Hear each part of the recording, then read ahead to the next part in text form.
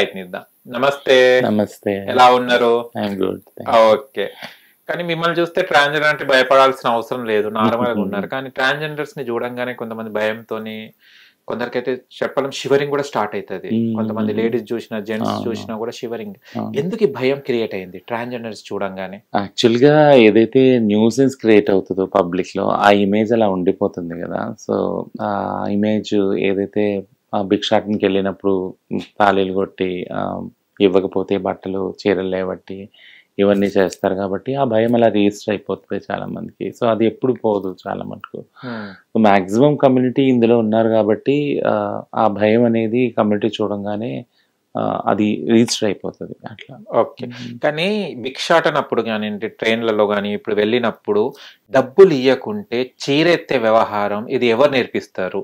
అసలు చీర ఎత్తేది ఏంటిది? ఎత్తాలనా లేకుంటే పైసలు ఇస్తామని బెదిరించడం ఎంతవరకు కరెక్ట్? అసలు ఎత్తేది ఎందుకు ఎత్తుతారు?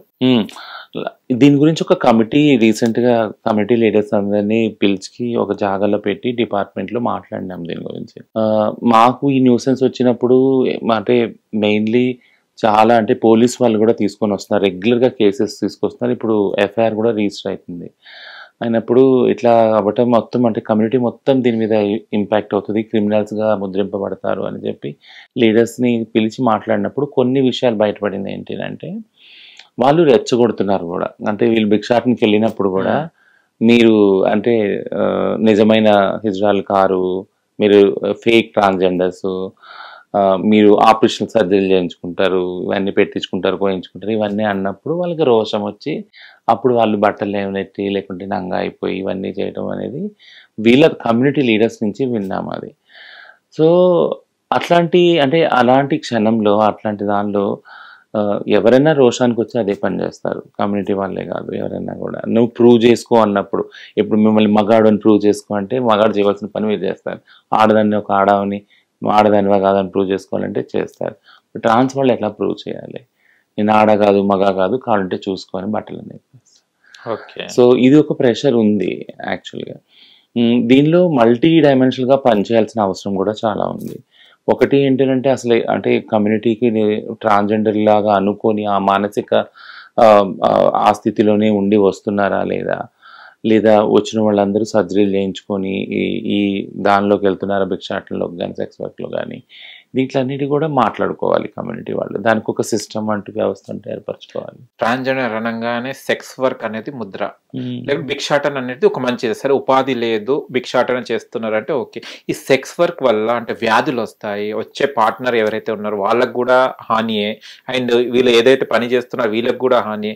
ఈ సెక్స్ వర్క్ అనేది ఎందుకు ఎంచుకున్నారు మీ లైఫ్లో? అంటే ట్రాన్స్జెండర్ అనగానే సెక్స్ వర్క్ అని ఎందుకు? భిక్షాటన అంటే సరే మనకు ఉపాధి లేదు కాబట్టి అడుక్కు తినన్నా బతకొచ్చు అని ప్రతి దాంట్లో ఉంది, నాట్ ఏ జెండర్, దాంట్లో జెండర్ తోనే సంబంధం లేకుండా అడుక్కు తినన్నా బతుకు అంటారు. ఈ సెక్స్ వర్క్ అనేది ఎందుకు ఎంచుకుంటారు ట్రాన్స్జెండర్స్?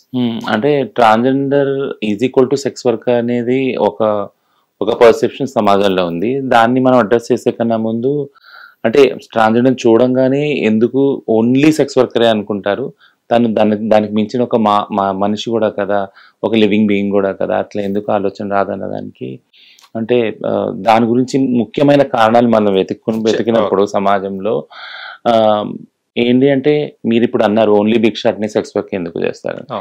అన్నిట్లో కూడా అంటే కల్చర్ పరంగా, సంస్కృతి పరంగా, మతాల పరంగా ఎక్కడ కూడా మీరు ట్రాన్స్జెండర్ వ్యక్తులని ఈ పనులు చేయాలి వీళ్ళు అని ఎక్కడ చెప్పబడలేదు, రాయబడలేదు, మనం చదవలేదు కూడా దాని గురించి.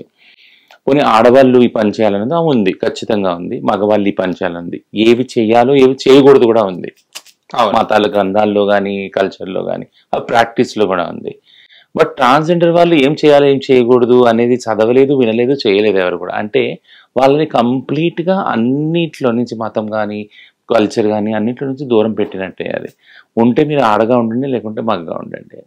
సో ఇట్లాంటి పరిస్థితుల్లో భిక్షాటన కానీ సెక్స్ వర్క్ కానీ ఇచ్చి తీసుకోలేదు మేము ఏది కూడా. బ్రతకటానికి ఆ వృత్తుల్ని ఎంచుకున్నాం యాక్చువల్గా. సో మరి మీరు మాకు ఉద్యోగం ఇవ్వలేదు, చదువుకోలేదు స్కూల్లో, మరి ఏం చేసి బతకాలి? అడుక్కొని బిచ్చం ఎత్తుకొని బతకాలి అన్నప్పుడు అదొక్కటే తరతరాలుగా ఫస్ట్ భిక్షాటన అనేది ఏదైతే ఉందో, మనం ఇప్పుడు చూస్తున్న హిజ్రా వ్యవస్థ ఏదైతే ఉందో ఆ భిక్షాటన మీదే పిల్లలు పుట్టినప్పుడు, దావతులు అయినప్పుడు, పెళ్ళిళ్ళు అయినప్పుడు ఆడి పాడి వాళ్ళని రంజించి వాళ్ళకి దీవెనలు ఇచ్చి అట్లా భిక్షాటన స్టార్ట్ అయింది. ఆ తర్వాత వీళ్ళు చూడడానికి అంటే ముఖ్యంగా ట్రాన్స్ మహిళలు ఆడవాళ్ళలాగే ఉన్నారు కాబట్టి, అందంగా ఉన్నారు కాబట్టి వాళ్ళ శరీరాలకి యాక్సెస్ అంటే సెక్స్ వర్క్ ద్వారా సమాజం సో ఈ 2 వృత్తులు మాత్రమే వాళ్ళకి పారంపరికంగా ఉన్నాయి మా కమ్యూనిటీ. బట్ మీరన్నట్టు చాలా రోగాలు వస్తాయి కదా, ఎందుకు వాటిని సెలెక్ట్ చేసుకోవడము, చాలా బాధ, భయము, అనారోగ్యం ఇదంతా ఉంది అంటే ట్రాన్స్జెండర్ వ్యక్తిగా పుట్టినప్పుడు ఫస్ట్ ఎప్పుడైతే మన తల్లిదండ్రులు కుటుంబంలో వెలివేస్తారో మీకు ఎక్కడ స్థానం లేదు, జాగా లేదన్నప్పుడు వాళ్ళు ఎక్కడ పోతారు యాక్చువల్లీ. అంటే ఎవరైనా అలాంటి కండిషన్లో పెట్టుకొని వాళ్ళని ఆలోచించుకుంటే తెలుస్తుంది అది. అంటే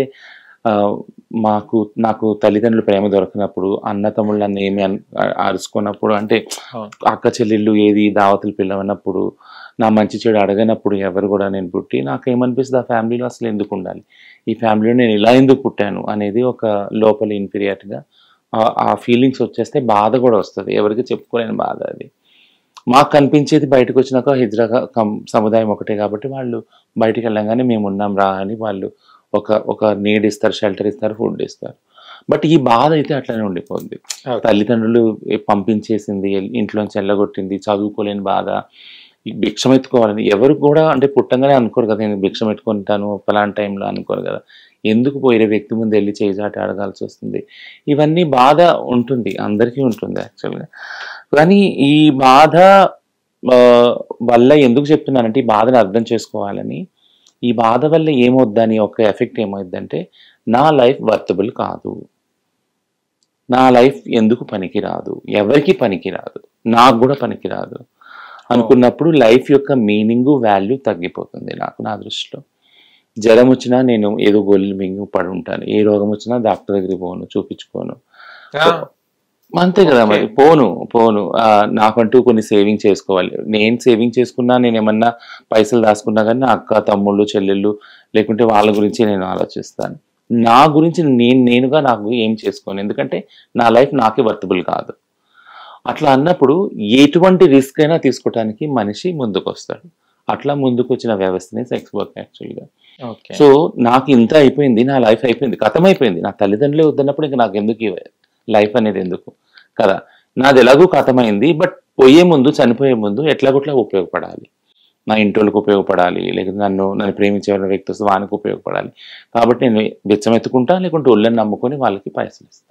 హిట్ టీవీ యాప్, ఇందులో short news, live news, entertainment shows, movies, digital magazines తో పాటు మీ జిల్లా వార్తలను కూడా ఫ్రీగా చూడొచ్చు. ఇంకెందుకు ఆలస్యం, వెంటనే హిట్ టీవీ యాప్ ని డౌన్లోడ్ చేసుకుని ఫ్రీగా ఎంటర్టైన్మెంట్ పొందండి. Hit TV app, hit TV app, please download hit TV app. Hit TV app ని ఫ్రీగా డౌన్లోడ్ చేసుకొని ఎంజాయ్ చేయండి. మీకు నచ్చిన ఎంటర్టైన్మెంట్ కోసం హిట్ టీవీ యాప్ ని ఫ్రీగా డౌన్లోడ్ చేసుకుని ఎంజాయ్ చేయండి. హిట్ టీవీ యాప్ ని డౌన్లోడ్ చేసుకుని ఆస్వాదించండి, ఆశీర్వదించండి. ఇంతమంది సెలబ్రిటీలు హిట్ టీవీ యాప్ ని డౌన్లోడ్ చేసుకోండి అని చెప్తున్నారంటే ఎంత మంచి యాప్ ఆలోచించండి. అమెరికా అమెరికా అమెరికా అమెరికాలో చదవాలనుకునే వాళ్ళకి విశ్వసనీయమైన పేరు మన శౌర్య కన్సల్టెన్సీ.